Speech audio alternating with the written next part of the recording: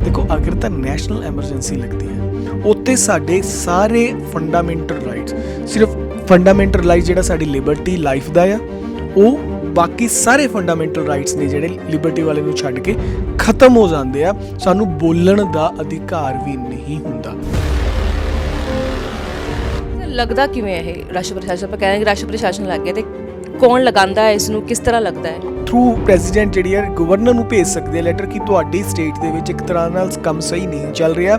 ਆ ਜਿਹੜੇ 2 ਪੁਆਇੰਟਸ ਨੇ ਜਾਂ ਤਾਂ ਐਕਸਟਰਨਲ ਐਗਰੈਸ਼ਨਸ ਕਿਤੋਂ ਬਾਹਰੋਂ ਕੋਈ ਆ ਸਕਦਾ ਜਾਂ ਇੰਟਰਨਲ ਡਿਸਟਰਬੈਂਸ ਹੋ ਰਹੀਆਂ ਨੇ ਉਹਦੇ ਬੇਸ ਦੇ ਉੱਤੇ ਵੀ ਸੈਂਟਰ ਵੀ ਡਾਇਰੈਕਟ ਭੇਜ ਕੇ ਬਿਨਾਂ ਗਵਰਨਰ ਦੀ ਰਿਪੋਰਟ ਮੰਗੇ ਵੀ ਇਹਦੇ ਵਿੱਚ ਲਗਵਾਇਆ ਜਾ ਸਕਦਾ ਆ।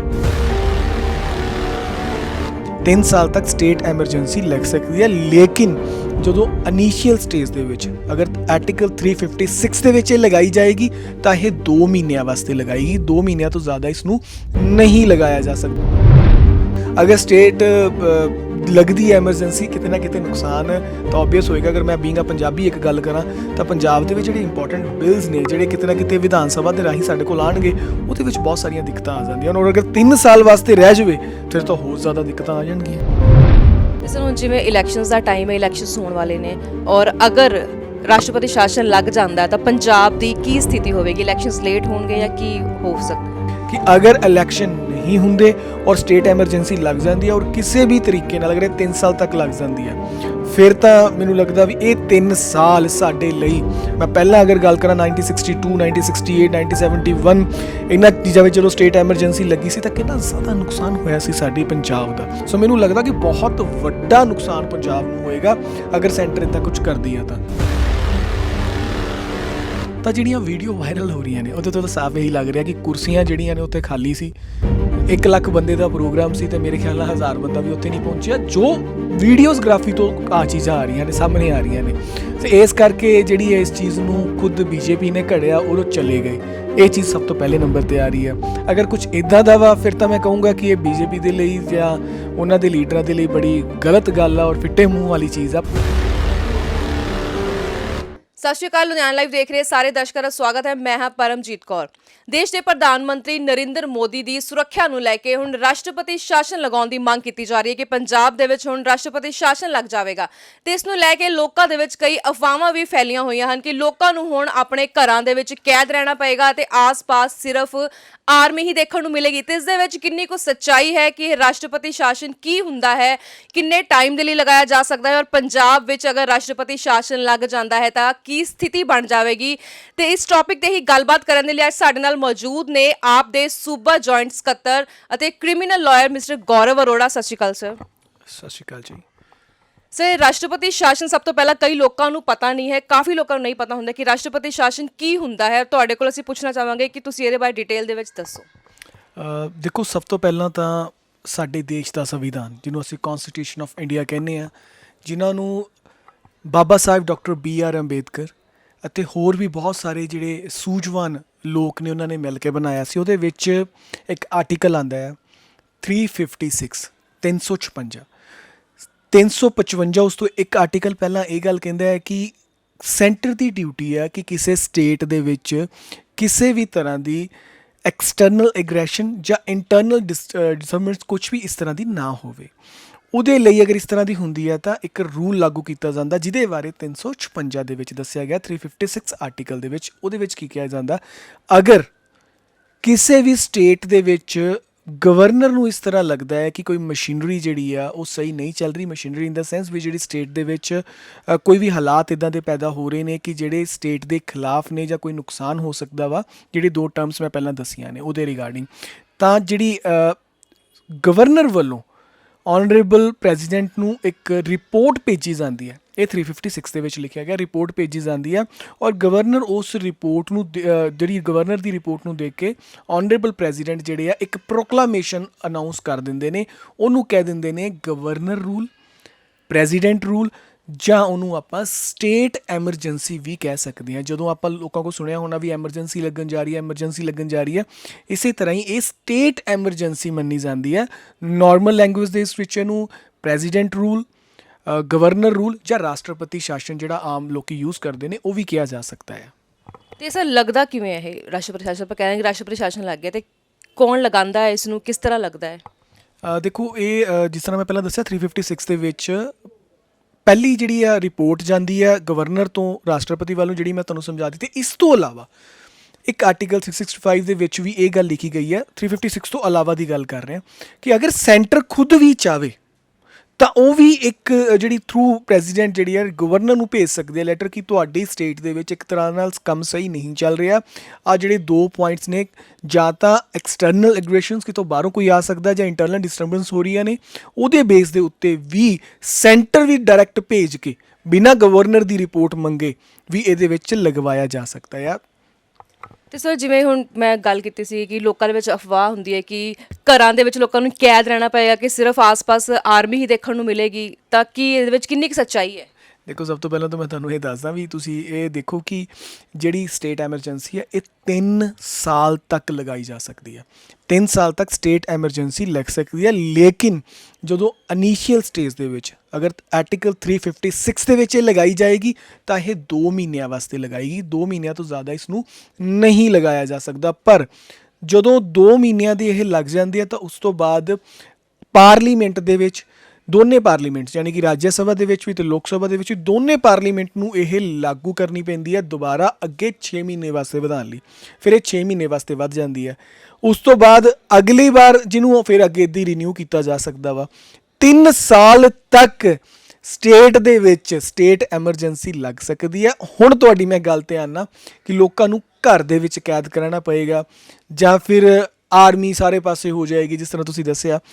ਦੇਖੋ ਅਗਰ ਤਾਂ ਨੈਸ਼ਨਲ ਐਮਰਜੈਂਸੀ ਲੱਗਦੀ ਹੈ, ਨੈਸ਼ਨਲ ਐਮਰਜੈਂਸੀ ਦੇ ਵਿੱਚ ਇੱਕ ਆਰਟੀਕਲ ਬੜਾ ਸਪੈਸੀਫਿਕ ਕਰਦਾ, ਮੈਂ ਪਹਿਲਾਂ ਯਾਦ ਰੱਖਣ ਮੈਂ ਨੈਸ਼ਨਲ ਐਮਰਜੈਂਸੀ ਦੀ ਗੱਲ ਕਰ ਰਿਹਾ, ਮੈਂ ਸਟੇਟ ਐਮਰਜੈਂਸੀ ਦੀ ਗੱਲ ਨਹੀਂ ਕਰ ਰਿਹਾ। ਉੱਥੇ ਸਾਡੇ ਸਾਰੇ ਫੰਡਾਮੈਂਟਲ ਰਾਈਟਸ, ਸਿਰਫ ਫੰਡਾਮੈਂਟਲ ਰਾਈਟ ਜਿਹੜਾ ਸਾਡੀ ਲਿਬਰਟੀ ਲਾਈਫ ਦਾ ਆ, ਉਹ ਬਾਕੀ ਸਾਰੇ ਫੰਡਾਮੈਂਟਲ ਰਾਈਟਸ ਨੇ ਜਿਹੜੇ ਲਿਬਰਟੀ ਵਾਲੇ ਨੂੰ ਛੱਡ ਕੇ ਖਤਮ ਹੋ ਜਾਂਦੇ ਆ। ਸਾਨੂੰ ਬੋਲਣ ਦਾ ਅਧਿਕਾਰ ਵੀ ਨਹੀਂ ਹੁੰਦਾ। ਪਰ ਸਟੇਟ ਐਮਰਜੈਂਸੀ ਦੇ ਟਾਈਮ ਇੱਦਾਂ ਦਾ ਕੁਝ ਨਹੀਂ ਹੁੰਦਾ।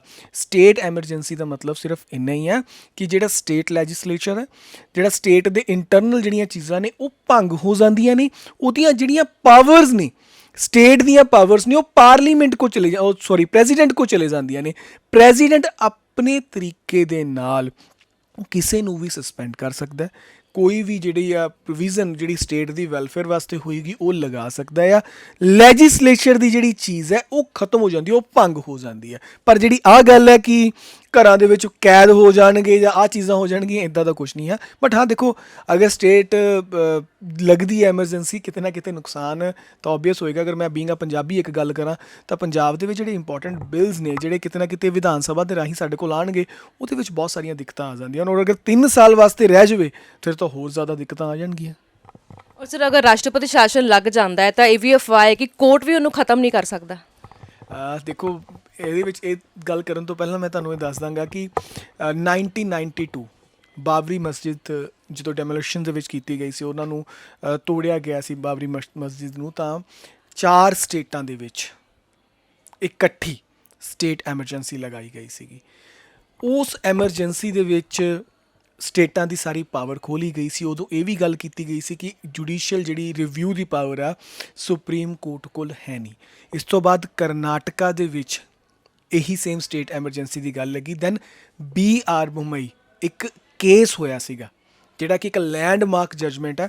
ਹਰ ਇੱਕ ਮੇਰੇ ਖਿਆਲ ਨਾਲ ਜਿਹੜਾ ਜੱਜ ਦੀ ਤਿਆਰੀ ਕਰਦੇ ਨੇ ਜਾਂ ਜੱਜ ਬਣ ਜਾਂਦੇ ਨੇ, ਉਹਨਾਂ ਨੂੰ ਆਹ ਲੈਂਡਮਾਰਕ ਮੈਂ ਜ਼ਰੂਰ ਪੜ੍ਹਾਈ ਜਾਂਦੀ ਆ। ਇਸ ਜੱਜਮੈਂਟ ਦੇ ਵਿੱਚ ਆਨਰੇਬਲ ਸੁਪਰੀਮ ਕੋਰਟ ਨੇ ਕਿਹਾ ਸੀ ਕਿ ਸਾਡੀ ਕੰਟਰੀ ਦਾ ਫੰਡਾਮੈਂਟਲ ਸਟਰਕਚਰ ਹੋਰ ਹੈ। ਇਹਦਾ ਫੈਡਰਲ ਸਟਰਕਚਰ ਜਿਹੜਾ ਵਾ, ਇਹਨੂੰ ਤੁਸੀਂ ਫੈਡਰਲ ਸਟਰਕਚਰ ਨੂੰ ਬਾਕੀ ਕੰਟਰੀਜ਼ ਦੇ ਵਾਂਗੂ ਸੇਮ ਨਹੀਂ ਕਰ ਸਕਦੇ। ਇਸ ਕਰਕੇ ਜੁਡੀਸ਼ੀਅਲ ਰਿਵਿਊ ਦੀ ਪਾਵਰ ਜਿਹੜੀ ਆ ਸੁਪਰੀਮ ਕੋਰਟ ਨੇ ਆਪਣੇ ਹੱਥ ਲੈ ਲਈ ਸੀ। ਜਦੋਂ ਸਾਡੇ ਇੰਦਰਾ ਗਾਂਧੀ ਪ੍ਰੈਜ਼ੀਡੈਂਟ ਸੀਗੇ, ਉਦੋਂ ਉਹਨਾਂ ਨੇ ਕਈ ਪ੍ਰੋਵੀਜ਼ਨਸ ਪਾਸ ਕੀਤੀਆਂ ਸੀ, ਉਸ ਤੋਂ ਪਹਿਲਾਂ ਵੀ ਹੋਈਆਂ ਸੀ, ਜਿਹਦੇ ਵਿੱਚ ਇਹ ਜਿਹੜੀ ਪਾਵਰਸ ਨੇ ਨਹੀਂ ਸੀਗੀਆਂ ਆਨਰੇਬਲ ਸੁਪਰੀਮ ਕੋਰਟ ਕੋਲੇ। ਸੁਪਰੀਮ ਕੋਰਟ ਨੂੰ ਇਹਨਾਂ ਪਾਵਰਾਂ ਤੋਂ ਵਾਂਝਾ ਰੱਖਿਆ ਗਿਆ ਸੀ। ਸਿਰਫ ਇਹ ਰੱਖਿਆ ਗਿਆ ਸੀ ਕਿ ਅਗਰ ਲੱਗ ਗਈ ਤਾਂ ਕੌਣ ਖਤਮ ਕਰ ਸਕਦਾ, ਸਿਰਫ ਪ੍ਰੈਜ਼ੀਡੈਂਟ ਖਤਮ ਕਰ ਸਕਦਾ। ਪਰ ਨਹੀਂ, BR ਮੁੰਬਈ ਦੇ ਕੇਸ ਤੋਂ ਬਾਅਦ ਸੁਪਰੀਮ ਕੋਰਟ ਕੋਲ ਬਿਲਕੁਲ ਪਾਵਰ ਹੈ। ਅਗਰ ਕੋਈ ਵੀ ਇੱਦਾਂ ਦੀ ਗਲਤ ਲੱਗਦੀ ਹੈ ਤਾਂ ਤੁਸੀਂ ਜੁਡੀਸ਼ੀਅਲ ਰਿਵਿਊ ਵਾਸਤੇ ਆਨਰੇਬਲ ਸੁਪਰੀਮ ਕੋਰਟ ਜਾ ਸਕਦੇ ਹੋ। ਤੇ ਸਰ ਹੁਣ ਜਿਵੇਂ ਇਲੈਕਸ਼ਨਸ ਦਾ ਟਾਈਮ ਹੈ, ਇਲੈਕਸ਼ਨਸ ਹੋਣ ਵਾਲੇ ਨੇ, ਔਰ ਅਗਰ ਰਾਸ਼ਟਰਪਤੀ ਸ਼ਾਸਨ ਲੱਗ ਜਾਂਦਾ ਤਾਂ ਪੰਜਾਬ ਦੀ ਕੀ ਸਥਿਤੀ ਹੋਵੇਗੀ? ਇਲੈਕਸ਼ਨਸ ਲੇਟ ਹੋਣਗੇ ਜਾਂ ਕੀ ਹੋ ਸਕਦਾ ਹੈ? ਦੇਖੋ ਸਭ ਤੋਂ ਵੱਡਾ ਨੁਕਸਾਨ ਸਾਡੇ ਪੰਜਾਬ ਦਾ ਹੋਏਗਾ। ਇਹ ਸਿਰਫ ਇੰਨਾ ਹੀ ਨਹੀਂ ਅਸੀਂ ਦੇਖਣਾ ਚਾਹੁੰਦੇ ਕਿ ਪੰਜਾਬ ਦੇ ਵਿੱਚ ਇਲੈਕਸ਼ਨ ਹੀ ਨਹੀਂ ਹੋਣਗੇ। ਦੇਖੋ ਪੰਜਾਬ ਦੇ ਵਿੱਚ ਬਹੁਤ ਸਾਰੀ ਚੀਜ਼ਾਂ ਦੀ ਜ਼ਰੂਰਤ ਹੈ। ਅੱਜ ਪੰਜਾਬ ਦੇ ਵਿੱਚ ਇੱਕ ਨੌਜਵਾਨ ਵਰਗ ਹੈ ਜਿਹੜਾ ਉਹ ਇੱਥੇ ਰਹਿਣਾ ਨਹੀਂ ਚਾਹੁੰਦਾ। ਕਿਉਂ ਨਹੀਂ ਰਹਿਣਾ ਚਾਹੁੰਦਾ? ਜਿਹੜੀਆਂ ਬੇਸਿਕ ਸਹੂਲਤਾਂ ਨੇ, ਜ਼ਰੂਰਤ ਹੈ, ਉਹ ਸਾਨੂੰ ਇੱਥੇ ਨਹੀਂ ਮਿਲਦੀ। ਉਹ ਬਾਹਰ ਕੰਟਰੀਜ਼ ਦੇ ਵਿੱਚ ਲੋਕੀ ਜਾ ਰਹੇ ਨੇ, ਉੱਥੇ ਲੇਬਰ ਕਰ ਰਹੇ ਨੇ। ਅਗਰ ਸਾਡੀ ਕੰਟਰੀਜ਼ ਦੇ ਵਿੱਚ ਡਿਵੈਲਪਮੈਂਟਸ ਹੋਣ, ਪ੍ਰੋਪਰ ਸਾਰੀਆਂ ਚੀਜ਼ਾਂ ਹੋਣ, ਤਾਂ ਕਿਤੇ ਨਾ ਕਿਤੇ ਜਾ ਕੇ ਉਹਨਾਂ ਨੂੰ ਇੱਥੇ ਰਹਿਣਾ ਪਵੇ। ਪਰ ਅਗਰ ਇਲੈਕਸ਼ਨ ਹੀ ਨਹੀਂ ਹੁੰਦੇ, ਅਸੀਂ ਐਮਰਜੈਂਸੀ 'ਚ ਹੀ ਫਸੇ ਰਹਿੰਦੇ ਹਾਂ, ਤਾਂ ਮੈਨੂੰ ਲੱਗਦਾ ਨਹੀਂ ਵੀ ਸੈਂਟਰ ਇੰਨਾ ਜ਼ਿਆਦਾ ਬੈਠਾ ਉੱਤੇ ਕਿ ਸਾਨੂੰ ਧਿਆਨ ਦੇਊਗਾ। ਸੈਂਟਰ ਤਾਂ ਕਿਸੇ ਵੀ ਐਂਗਲ ਤੋਂ ਪੰਜਾਬ ਵੱਲ, ਜਿੱਦਾਂ ਪਹਿਲਾਂ ਪੰਜਾਬ ਨੂੰ ਜਿਹੜੀਆਂ ਮੇਨ ਚੀਜ਼ਾਂ ਤੋਂ ਵਾਂਝੀਆਂ ਰੱਖੀਆਂ ਗਈਆਂ ਨੇ, ਮੇਨ ਚੀਜ਼ਾਂ ਸਾਨੂੰ ਨਹੀਂ ਦਿੱਤੀਆਂ ਗਈਆਂ। ਡਿਵੈਲਪਮੈਂਟ ਦੇ ਨਾਂ 'ਤੇ ਸਾਡੇ ਨਾਲ ਸਿਰਫ ਇੱਕ ਖਿਲਵਾੜ ਕੀਤਾ ਜਾਂਦਾ। ਪੰਜਾਬੀਆਂ ਨੂੰ ਜਿਹੜੀਆਂ ਬਣਦੀਆਂ ਸਹੂਲਤਾਂ ਨੇ, ਪੰਜਾਬੀਆਂ ਨੂੰ ਜਿਹੜੀਆਂ ਚੀਜ਼ਾਂ ਮਿਲਦੀਆਂ ਨੇ, ਉਹ ਨਹੀਂ ਦਿੱਤੀਆਂ ਜਾਂਦੀਆਂ। ਤਾਂ ਮੈਨੂੰ ਲੱਗਦਾ ਆ ਕਿ ਅਗਰ ਇਲੈਕਸ਼ਨ ਨਹੀਂ ਹੁੰਦੇ ਔਰ ਸਟੇਟ ਐਮਰਜੈਂਸੀ ਲੱਗ ਜਾਂਦੀ ਹੈ, ਔਰ ਕਿਸੇ ਵੀ ਤਰੀਕੇ ਨਾਲ ਅਗਰ ਇਹ 3 ਸਾਲ ਤੱਕ ਲੱਗ ਜਾਂਦੀ ਹੈ, ਫਿਰ ਤਾਂ ਮੈਨੂੰ ਲੱਗਦਾ ਵੀ ਇਹ 3 ਸਾਲ ਸਾਡੇ ਲਈ, ਮੈਂ ਪਹਿਲਾਂ ਅਗਰ ਗੱਲ ਕਰਾਂ 1962, 1968, 1971, ਇਹਨਾਂ ਚੀਜ਼ਾਂ ਵਿੱਚ ਜਦੋਂ ਸਟੇਟ ਐਮਰਜੈਂਸੀ ਲੱਗੀ ਸੀ ਤਾਂ ਕਿੰਨਾ ਜ਼ਿਆਦਾ ਨੁਕਸਾਨ ਹੋਇਆ ਸੀ ਸਾਡੇ ਪੰਜਾਬ ਦਾ। ਪੰਜਾਬ ਦੇ ਵਿੱਚ ਪੰਜਾਬੀਅਤ ਹੱਥੀਂ ਕਿਰਤ ਕਰਨਾ ਜਾਣਦੇ ਨੇ, ਪਰ ਜਿਹੜੀ ਡਿਵੈਲਪਮੈਂਟ ਹੈ, ਜ਼ਰੂਰੀ ਨਹੀਂ ਵੀ ਸਾਰਾ ਵਿਲੇਜ ਏਰੀਆ ਦੇ ਵਿੱਚ ਹੀ ਸਭ ਕੋਈ ਨੇ, ਅਰਬਨ ਏਰੀਆਜ਼ ਦੇ ਵਿੱਚ ਵੀ ਨੇ, ਬਿਜ਼ਨਸਮੈਨ ਇੱਥੇ ਨੇ, ਬਹੁਤ ਸਾਰੇ ਪੜ੍ਹੇ ਲਿਖੀ ਸੁਸਾਇਟੀ ਆ, ਉਹਨਾਂ ਦੇ ਜਿਹੜੇ ਡਿਵੈਲਪਮੈਂਟ ਪ੍ਰੋਜੈਕਟ ਨੇ ਉਹ ਰੁਕ ਜਾਣਗੇ। ਅਗਰ ਡਿਵੈਲਪਮੈਂਟ ਪ੍ਰੋਜੈਕਟ ਰੁਕ ਜਾਣਗੇ ਤਾਂ ਫਿਰ ਕਿੱਥੇ ਅਸੀਂ ਸਟੈਂਡ ਕਰਾਂਗੇ? ਸੋ ਮੈਨੂੰ ਲੱਗਦਾ ਕਿ ਬਹੁਤ ਵੱਡਾ ਨੁਕਸਾਨ ਪੰਜਾਬ ਨੂੰ ਹੋਏਗਾ ਅਗਰ ਸੈਂਟਰ ਇੱਦਾਂ ਕੁਝ ਕਰਦੀ ਆ ਤਾਂ। ਔਰ ਸ਼ਾਇਦ ਮੇਰੇ ਖਿਆਲ ਨਾਲ ਮੈਂ ਨਿਊਜ਼ ਦੇ ਵਿੱਚ ਸੁਣ ਵੀ ਰਿਹਾ ਵਾਂ ਕਿ ਜਿਹੜੇ ਨਰਿੰਦਰ ਮੋਦੀ ਸਾਹਿਬ ਨੇ ਉਹ ਪ੍ਰੈਜ਼ੀਡੈਂਟ ਸਾਹਿਬ ਨਾਲ ਮੁਲਾਕਾਤ ਕਰਕੇ ਗਏ ਨੇ, ਅਤੇ ਮੈਂ ਰਿਕੁਐਸਟ ਤਾਂ ਇਹੀ ਕਰਾਂਗਾ ਔਰ ਹੋਪ ਵੀ ਕਰਾਂਗਾ ਅਤੇ ਉਸ ਮਾਲਕ ਅੱਗੇ ਰਿਕੁਐਸਟ ਵੀ ਕਰੂੰਗਾ ਕਿ ਮਾਲਕ ਇਹੋ ਜਿਹਾ ਦਿਨ ਦੁਬਾਰਾ ਨਾ ਦਿਖਾਵੇ, ਸਾਨੂੰ ਕੋਈ ਰਾਸ਼ਟਰਪਤੀ ਸ਼ਾਸਨ ਦੀ ਨੌਬਤ ਨਾ ਆਵੇ। ਸਾਡੇ ਪੰਜਾਬ ਜਿਹੜਾ ਉੱਦਾਂ ਹੀ ਖੁਸ਼ਹਾਲ ਜਿਹੜਾ ਹੁਣ ਚੱਲਦਾ ਪਿਆ ਵਾ, ਡਿਵੈਲਪਮੈਂਟ ਦੀ ਕਮੀ ਹੈ, ਲੇਕਿਨ ਡਿਵੈਲਪਮੈਂਟ ਵੀ ਸਾਡੇ ਕੋਲ ਆ ਜਾਣ ਤਾਂ ਇੱਦਾਂ ਹੀ ਰਵੇ ਤਾਂ ਬੈਟਰ ਹੈ।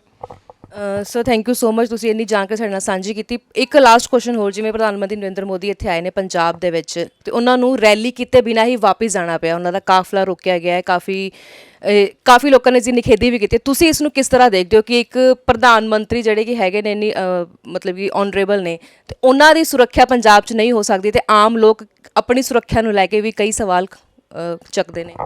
ਦੇਖੋ ਇਹਦੇ ਵਿੱਚ ਦੋ ਪਹਿਲੂ ਨੇ। ਪਹਿਲਾ ਪਹਿਲੂ ਤਾਂ ਇਹ ਹੈ ਕਿ ਅਗਰ ਮੈਂ ਆਮ ਲੋਕਾਂ ਦੀ ਵੀ ਸੁਣਾ ਔਰ ਸਾਰੇ ਪ੍ਰਾਈਮਾ ਫਸਾਈ ਦਾ ਪ੍ਰੋਜੈਕਟ ਦੇ ਕਨਸੈਪਟ ਦੇਖਾਂ, ਜਾਣੀ ਕਿ ਜਿਹੜਾ ਇਨੀਸ਼ੀਅਲ ਸਟੇਜ 'ਤੇ ਸਾਡੇ ਕੋਲ ਆਇਆ ਸੀ, ਤਾਂ ਜਿਹੜੀਆਂ ਵੀਡੀਓ ਵਾਇਰਲ ਹੋ ਰਹੀਆਂ ਨੇ ਉਹਦੇ ਤੋਂ ਤਾਂ ਸਾਫ਼ ਇਹੀ ਲੱਗ ਰਿਹਾ ਕਿ ਕੁਰਸੀਆਂ ਜਿਹੜੀਆਂ ਨੇ ਉੱਥੇ ਖਾਲੀ ਸੀ। 1 ਲੱਖ ਬੰਦੇ ਦਾ ਪ੍ਰੋਗਰਾਮ ਸੀ ਅਤੇ ਮੇਰੇ ਖਿਆਲ ਨਾਲ 1000 ਬੰਦਾ ਵੀ ਉੱਥੇ ਨਹੀਂ ਪਹੁੰਚਿਆ। ਜੋ ਵੀਡੀਓਜ਼ਗ੍ਰਾਫੀ ਤੋਂ ਆ ਚੀਜ਼ਾਂ ਆ ਰਹੀਆਂ ਨੇ, ਸਾਹਮਣੇ ਆ ਰਹੀਆਂ ਨੇ, ਅਤੇ ਇਸ ਕਰਕੇ ਜਿਹੜੀ ਇਸ ਚੀਜ਼ ਨੂੰ ਖੁਦ BJP ਨੇ ਘੜਿਆ ਔਰ ਉਹ ਚਲੇ ਗਏ। ਇਹ ਚੀਜ਼ ਸਭ ਤੋਂ ਪਹਿਲੇ ਨੰਬਰ 'ਤੇ ਆ ਰਹੀ ਹੈ।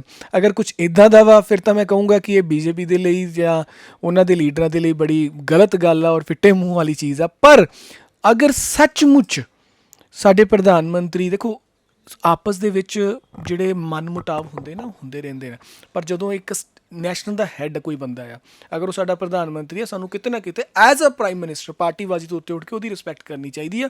ਅਗਰ ਉਹਦੀ ਸਿਕਿਉਰਿਟੀ ਦੇ ਵਿੱਚ, ਉਹਨਾਂ ਦੀ ਸਿਕਿਉਰਿਟੀ ਨੂੰ ਕਿਤੇ ਨਾ ਕਿਤੇ ਤਾਕ 'ਚ ਰੱਖਿਆ ਗਿਆ, ਫਿਰ ਇਹ ਸਟੇਟ ਦੀ ਸਭ ਤੋਂ ਵੱਡੀ ਨਲਾਇਕੀ ਆ।